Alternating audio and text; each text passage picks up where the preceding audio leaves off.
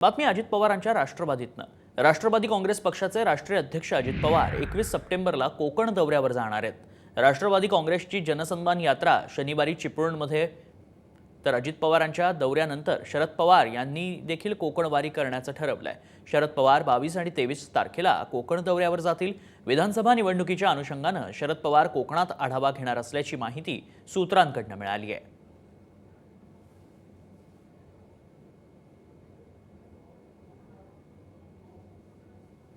बातमी अजित पवारांच्या राष्ट्रवादीतनं। राष्ट्रवादी काँग्रेस पक्षाचे राष्ट्रीय अध्यक्ष अजित पवार 21 सप्टेंबरला कोकण दौऱ्यावर जाणार आहेत। राष्ट्रवादी काँग्रेसची जनसन्मान यात्रा शनिवारी चिपळूणमध्ये, तर अजित पवारांच्या दौऱ्यानंतर शरद पवार यांनी देखील कोकणवारी करण्याचं ठरवलंय। शरद पवार 22 आणि 23 तारखेला कोकण दौऱ्यावर जातील।